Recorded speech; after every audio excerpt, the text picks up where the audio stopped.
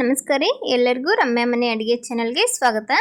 ಈ ವಿಡಿಯೋದಲ್ಲಿ ಉತ್ತರ ಕರ್ನಾಟಕದ ಮೆಣಸಿನಕಾಯಿ ಬಜ್ಜಿನ ಮನೆಯಲ್ಲೇ ಸುಲಭವಾಗಿ ಹೇಗೆ ಮಾಡ್ಕೋದು ಅಂತ ಹೇಳಿ ನೋಡೋಣ। ಇದನ್ನ ಸೈಡ್ ಡಿಶ್ಗೂ ಮಾಡ್ಕೊಳ್ಬಹುದು, ಇಲ್ಲ ಅಂದ್ರೆ ಸ್ನಾಕ್ಸ್ ಗಂತೂ ಮಾಡ್ಕೊಳ್ಬಹುದು। ಜಿಟಿ ಮಳೆಯಲ್ಲಿ ಈ ತರ ಬಿಸಿ ಬಿಸಿ ಬಜ್ಜಿ ಮಾಡ್ಕೊಂಡು ಅದರ ಜೊತೆ 1 ಕಪ್ ಚಾ ಕುಡಿತಿದ್ರೆ ಅದರ ಮಜಾನೇ ಬೇರೆ। ಇವಾಗ ತಡ ಮಾಡೋದು ಬೇಡ, ಹೇಗೆ ಮಾಡೋದು ಅಂತ ಹೇಳಿ ನೋಡೋಣ। ಅದಕ್ಕಿಂತ ಮುಂಚೆ ಚಾನೆಲ್ಗೆ ಯಾರು ಸಬ್ಸ್ಕ್ರೈಬ್ ಆಗಿಲ್ಲ ದಯವಿಟ್ಟು ಚಾನೆಲ್ಗೆ ಸಬ್ಸ್ಕ್ರೈಬ್ ಆಗಿ ವಿಡಿಯೋ ನೋಡಿ, ಇಷ್ಟ ಆದರೆ ಒಂದು ಲೈಕ್ ಕೊಡೋದು ಮಾತ್ರ ಮರಿಬೇಡಿ। ನಾನಿಲ್ಲಿ ಈ ಮೆಣಸಿನಕಾಯಿ ಬಜ್ಜಿ ಮಾಡಲಿಕ್ಕೆ ಈ ತರ ಉದ್ದು ಮೆಣಸಿನಕಾಯಿ ಬರುತ್ತಲ್ಲ ಆ ಮೆಣಸಿನಕಾಯಿನೂ ತಗೊಂಡಿದ್ದೀನಿ, ಹಾಗೆ ಒಂದು ಸ್ವಲ್ಪ ಸಣ್ಣ ಮೆಣಸಿನಕಾಯಿನೂ ತಗೊಂಡಿದ್ದೀನಿ।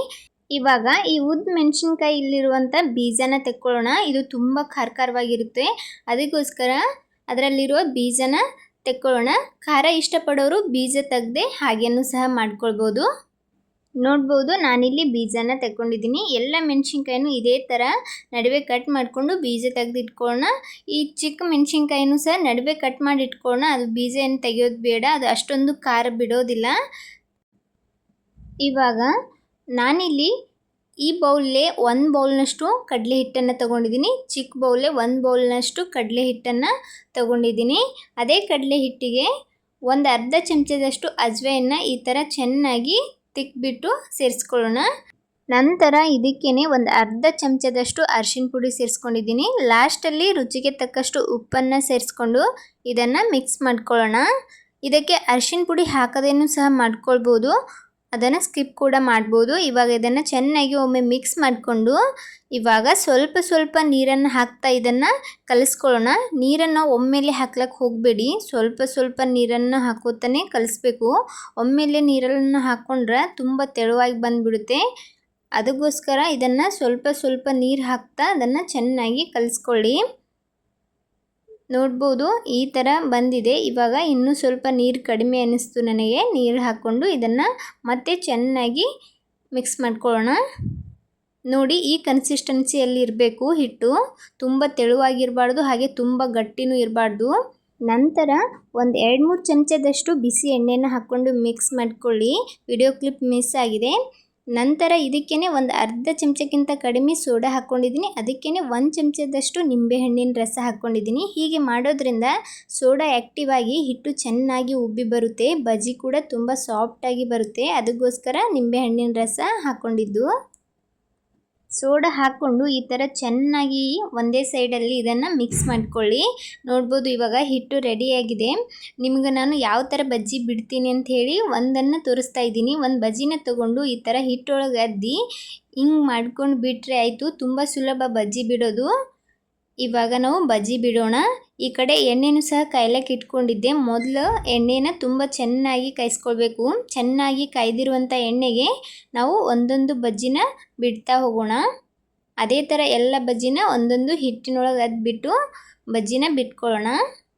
ನಿಮಗೇನಾದರೂ ಈ ಮೆಣಸಿನ್ಕಾಯಿ ತುಂಬ ದೊಡ್ಡದು ಅನಿಸಿದ್ರೆ ಅದನ್ನು ಕಟ್ ಮಾಡಿ ಸಹ ಮಾಡ್ಕೊಳ್ಬೋದು, ಒಂದರಲ್ಲಿ 2 ಮಾಡಿಕೊಂಡು ಸಹ ಬಜ್ಜಿನ ಬಿಡ್ಬೋದು।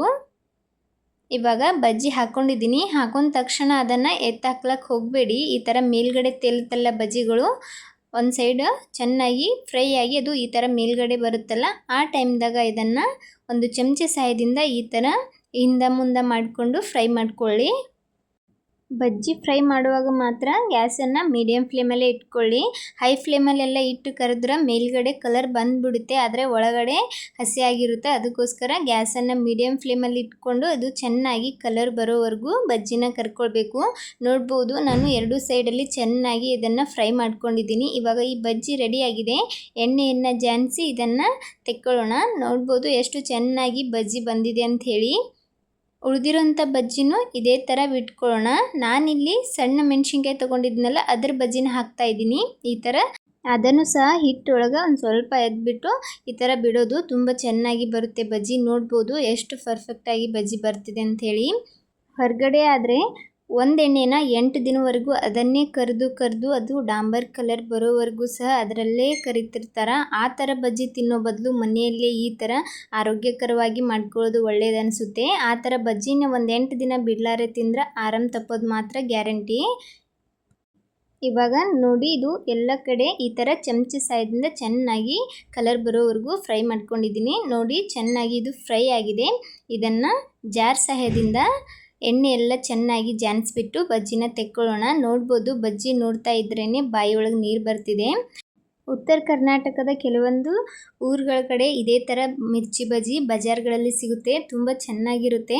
ಆದರೆ ಆರೋಗ್ಯ ವಿಷಯ ಬಂದಾಗ ಈ ಥರ ಮನೆಯಲ್ಲೇ ಮಾಡ್ಕೊಂಡು ತಿನ್ನೋದು ತುಂಬ ಒಳ್ಳೆಯದು. ನೋಡ್ಬೋದು ಇವಾಗ ನಾ ಮಾಡಿರುವಂಥ ಎಲ್ಲ ಬಜ್ಜಿ ರೆಡಿಯಾಗಿದೆ. ಅದನ್ನು ಒಂದು ಪ್ಲೇಟ್ಗೆ ಹಾಕ್ಕೊಂಡಿದ್ದೀನಿ. ನಾನು ಕಲಿಸಿರುವಂಥ ಹಿಟ್ಟಲ್ಲಿ ಇಷ್ಟೊಂದು ಬಜ್ಜಿಗಳಾಗಿವೆ. ನಾನಿಲ್ಲಿ ಒಂದು ಬಜ್ಜಿನ ನಿಮಗೆ ಮುರಿದ್ಬಿಟ್ಟು ತೋರಿಸ್ತಾ ಇದ್ದೀನಿ. ಮೆಣಸಿನ್ಕಾಯಿ ಸಹ ತುಂಬ ಚೆನ್ನಾಗಿ ಫ್ರೈ ಆಗಿತ್ತು. ಈ ಥರ ಚೆನ್ನಾಗಿ ಫ್ರೈ ಆಗಿರೋ ಮೆಣಸಿನ್ಕಾಯಿನ ತಿಂದರೂ ಸಹ ಅಷ್ಟೊಂದು ಖಾರ ಹತ್ತೋದಿಲ್ಲ. ಒಳಗಡೆನೂ ಸಹ ತುಂಬ ನೀಟಾಗಿ ಬೆಂದಿತ್ತು. ನೋಡ್ಬೋದು, ನೋಡಿದ್ರಲ್ಲ ಫ್ರೆಂಡ್ಸ್, ಯಾವ ಥರ ಮನೆಯಲ್ಲೇ ಸಿಂಪಲ್ಲಾಗಿ ನಾವು ಮಿರ್ಚಿ ಬಜ್ಜಿನ ಮಾಡ್ಕೊಳ್ಬೋದು ಅಂಥೇಳಿ. ಈ ರೆಸಿಪಿ ನಿಮ್ಗೆ ಇಷ್ಟ ಆಗಿದೆ ಅಂದ್ಕೊಂಡಿದ್ದೀನಿ. ಇಷ್ಟ ಆದರೆ ನೀವು ಸಹ ಟ್ರೈ ಮಾಡಿಬಿಟ್ಟು ಹೇಗೆ ಬಂದಿತ್ತು ಅಂತ ಹೇಳಿ ಕಮೆಂಟ್ ಮಾಡೋದು ಮಾತ್ರ ಮರಿಬೇಡಿ. ವಿಡಿಯೋಗೊಂದು ಲೈಕ್ ಕೊಡಿ. ಹಾಗೆ ಇದೇ ಥರದ ಇನ್ನಷ್ಟು ರೆಸಿಪಿಗೋಸ್ಕರ ರಮ್ಯಾ ಮನೆ ಅಡುಗೆ ಚಾನಲನ್ನು ಸಬ್ಸ್ಕ್ರೈಬ್ ಮಾಡ್ಕೊಳ್ಳೋದು ಮರಿಬೇಡಿ. ಇನ್ನೂ ಚಾನಲ್ಗೆ ಸಬ್ಸ್ಕ್ರೈಬ್ ಆಗದೆ ಯಾರೆಲ್ಲ ವಿಡಿಯೋ ನೋಡ್ತಾ ಇದ್ದೀರಾ ದಯವಿಟ್ಟು ಚಾನಲ್ನ ಸಬ್ಸ್ಕ್ರೈಬ್ ಮಾಡಿಕೊಂಡು ವಿಡಿಯೋ ನೋಡಿ. ನನ್ನ ವಿಡಿಯೋನ ಯಾರೆಲ್ಲ ನೋಡ್ತಾ ಇದ್ದೀರಾ ಎಲ್ಲರಿಗೂ ಧನ್ಯವಾದಗಳು.